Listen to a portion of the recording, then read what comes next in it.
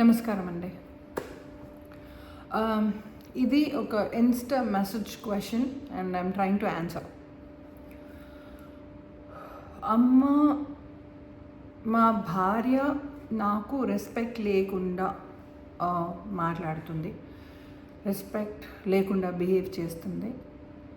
And దానికి అంటే ఆ బిహేవియర్కి మా అత్తగారు వత్తాసు పలుకుతున్నారు.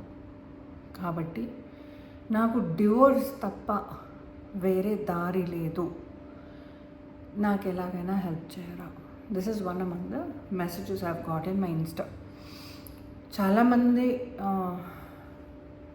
Messages I'm trying to read, I'm trying to answer. నిజం చెప్పాలి అంటే అండి, ఈ అబ్బాయి ధైర్యంగా రాయగలిగారు ఈ మెసేజ్. అండ్ 10 సంసారాలలో అట్లీస్ట్ 5 నుంచి 6 సంసారాలు ఇవాళ అలాగే ఉన్నాయి. అంటే ఒకప్పుడు ఆడపిల్లని తొక్కేశారు, ఒకప్పుడు ఆడపిల్లల్ని వంటింటి కుందేలు చేశారు అన్న మన సంస్కృతిలోనే ఇవాళటి సామ్రాజ్యంలో ఏమవుతుంది అంటే,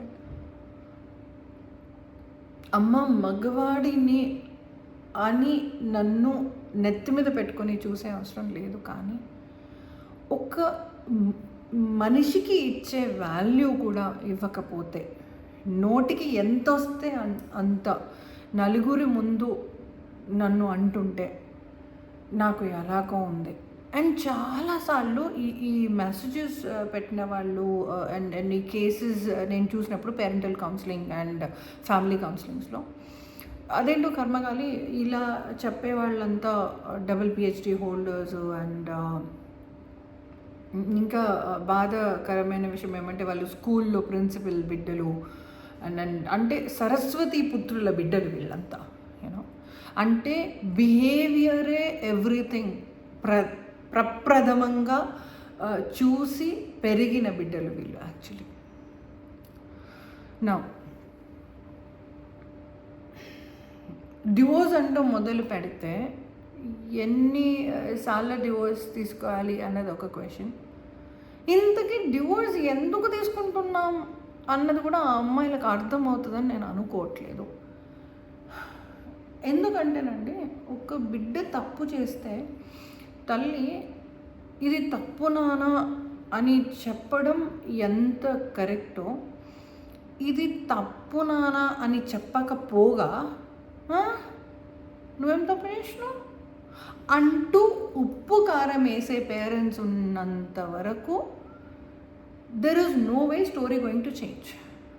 వాళ్ళు డివోర్సులు తీసుకొని మొగుళ్ళు మారుస్తూ ఉంటారేమో కానీ స్టోరీ మళ్ళీ సేమ్. సో ఆ అబ్బాయి వచ్చిన అబ్బాయి కూడా మళ్ళీ దిగతి పడుతుంది. ఆడపిల్లలు చాలాసార్లు అమ్మ గుడ్ మార్నింగ్ నుంచి అమ్మ గుడ్ నైట్ దాకా, అమ్మ నేను ఇది చేశాను, ఇది చేశాను, ఇది వండాను, ఇక్కడ వెళ్ళాను, నేను ఈ బట్టలు వేసుకున్నాను. They are so transparent with the mother that mother has all the control. And ఇట్లాంటి కేసెస్ని ఇట్స్ అ మల్టిపుల్ యాంగిల్ అండి. అంటే ఇప్పుడు హస్బెండ్ పరంగా ఒక మగాడికి వాల్యూ లేకుండా ఉన్న ప్లేస్లో మీరుండు అని చెప్పడం కరెక్ట్ కాదు. అలా అని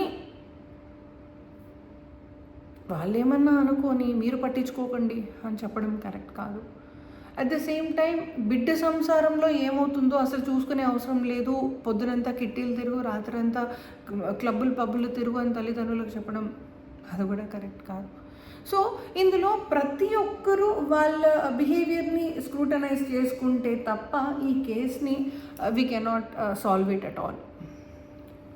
నా మెసేజ్ స్పెసిఫికలీ భార్యలకి చెప్పాలి అని అనడం కంటే ఎక్కువగా తల్లిదండ్రులకి, అంటే భార్య తల్లిదండ్రులకి చెప్పాలి. To be frank, first target వాళ్ళండి. నేను ఇఫ్ ఇట్ ఆల్ ఈ కేస్ని హ్యాండిల్ చేస్తే ఐ వుడ్ సే తల్లిదండ్రులకి, అమ్మ బిడ్డలని సంసారాలు చేయనివ్వండి, మీరు ఎక్కి అల్లుడు బెడ్ మీద కూర్చోకండి.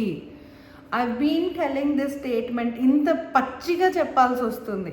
వాళ్ళ బెడ్ మీద, బిడ్డ అల్లుడు కూర్చునే బెడ్ మీద అత్తకి ఏంటి పని, మామకి ఏంటి పని అన్నప్పుడైనా ఇంత పచ్చిగా వల్గర్గా చెప్తానన్నా వాళ్ళకి ఎక్కడన్నా చిమగుట్టినట్టు అనిపిస్తుందేమో, ఎక్కడన్నా ఒక్క 1% అన్నా బుద్ధి అన్నది ఏమన్నా ఇగ్నైట్ అవుతుందేమో, ఎథిక్స్ అన్నది లేస్తుందేమో అని I'm trying, but somehow that is not happening at all these days.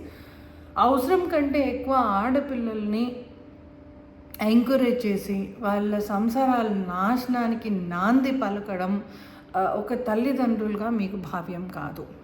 And కింద పడు మీద పడు భార్యాభర్తలు వాళ్ళకంటూ ఒక సింక్రనైజ్డ్ బిహేవియర్ నేర్చుకోవడానికి టైం పడుతుందండి. పెళ్ళైన వాళ్ళకి ఇప్పుడు అట్లీస్ట్ లక్కీలీ కొంచెం ముందు వెనక చూసుకొని ఒక 6 months 3 months టైం తీసుకొని ఒకరికొకరు మాట్లాడుతున్నారు, ఒకరికొకరు డేట్ చేసుకుంటున్నారు.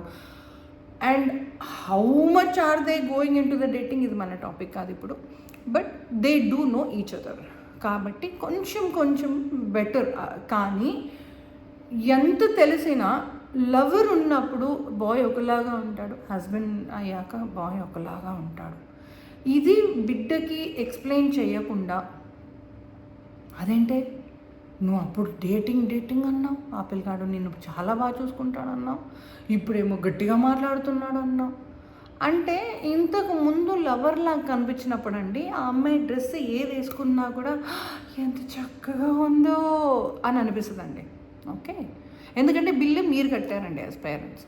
బట్ ఇవాళ ఇప్పుడు తను ఆ డ్రెస్ వేసుకొని వస్తుంటే ఆ అబ్బాయికి కౌంటర్ తిరుగుతూ ఉంటుంది, పైనుంచి కిందకి, కమ్మలకి ఎంత పెట్ట, డ్రెస్కి ఎంత పెట్ట, చెప్పులకి ఎంత పెట్ట, ఇది షాపింగ్ ఆపట్లేదు, నన్ను సాగు కొడుతుంది. So they so many things that responsibilities are running in his mind. So obviously కూర్చొని గంట సేపు అయితే ముచ్చట పెట్టడండి. బాగుందా అని ఒక వైఫ్ వచ్చి అడిగితే అలా ఒక గ్లాన్స్ వేసి బాగుందమ్ముడు, బాగుందిరా కన్నా, ఆ ఒక్క లైన్ చెప్తాడండి. కాకపోతే ఈ ఈ వార్మప్ ఏదైతే ఉందో, ఈ చేంజ్ ఏదైతే ఉంటుందో పెళ్ళిలో ఇలా ఉంటుంది అని ముందే ఒక తల్లిదండ్రులు నేర్పించగలిగితే ఆడపిల్లలకి ఇట్ వుడ్ బీ ఈజీ. లేదు మీరే ఇంకా ఉప్పు కారం వేస్తే వాళ్ళ సంసారం నాశనం కాకపోతే ఏమవుతాయండి. ఇంకొకటి, పసిబిడ్డలు పుట్టాక ఇన్వాల్వ్మెంట్ అన్నది అవసరం కంటే ఎక్కువగా చేస్తున్నారు. ఇంతకుముందు అబ్బాయి పేరెంట్స్ అవసరం కంటే ఎక్కువగా ఇన్వాల్వ్ అయ్యేవాళ్ళు, ఇప్పుడు అమ్మాయి పేరెంట్స్ ఇప్పుడు మాకు టైం వచ్చింది అని వాళ్ళు ఇన్వాల్వ్ అవుతున్నారు.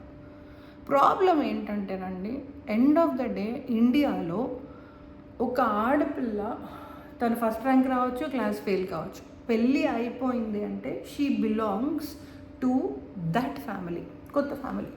సో ఈ కొత్త ఫ్యామిలీలో తన బిహేవియర్ కానీ తన పెంపకం కానీ ఎవ్రీథింగ్ మ్యాటర్స్. అండ్ వాళ్ళకి ఎలా కావాలో వాళ్ళ మన్మళ్ళు అలాగే ఉండాలి అనుకోవడం సర్వసహజం. కాబట్టి కొన్ని పాయింట్స్ మీరు చూసుకోండి, కొన్ని పాయింట్స్ వాళ్ళకి ఇవ్వండి, గివ్ అండ్ టేక్ ఉండండి అంటున్నా, to both the set of parents. ఈ 10 నిమిషాలలో if I have to counsel the wife, husband, kids, their set of both the parents, ఇది కొంచెం కష్టం నాకు. కానీ I'm trying to give you a gist of the case. ఈ case బాగుపడాలి అంటే పిల్ల తల్లి దగ్గరే ఉందండి. పిల్ల తల్లి ఎప్పుడు అవుతుందో అప్పుడు మీకేమన్నా శుభం కలిగే ఆస్కారం ఉంది. ఆమె చేంజ్ కానంత వరకు బిడ్డ చేంజ్ కాదండి, బిడ్డ చేంజ్ కానంత వరకు మీ దగ్గర వచ్చే బిహేవియర్ చేంజ్ కాదు, ఇది చేంజ్ కానంత వరకు మీకు సుఖం శాంతి అనేది దొరకదు. ఇక్కడ శాంతి లేదు, ఇక్కడ శాంతి లేదు, కాబట్టి బిడ్డల ఈపు పగలడం న్యాయం అన్నట్టుగానే పిల్లలకి బాగానే తిట్లు పడుతుంటాయి, బాగానే దెబ్బలు పడుతుంటాయి. I can only expect what's going on in your house. So what I would say is, please మీ అత్తగారిని కూర్చోపెట్టి మీ అత్తగారి వాళ్ళ పేరెంట్స్ ఉంటే వాళ్ళ పేరెంట్స్తో మాట్లాడండి, మీ అత్తగారికి అన్నదమ్ములు ఉంటే వాళ్ళతో మాట్లాడండి. ఆవిడ ఎవరు కంట్రోల్ చేయగలరు ఆమెని? ఈ కంట్రోల్ అంటే కట్టేయడం కాదండి కుక్కలాగా, కంట్రోల్ ఇన్ సెన్స్ ఆ బ్యాడ్ బిహేవియర్ని తక్కువ చేసేలాగా చెప్పగలగడం, తనకి భయానో నయానో ఎలాగో అలా పెద్దవాళ్ళతో ఒకసారి మీరు మాట్లాడితే that might be a little help. లేదు అంటే I will try to do another case, another file for you. Okay, నమస్తే.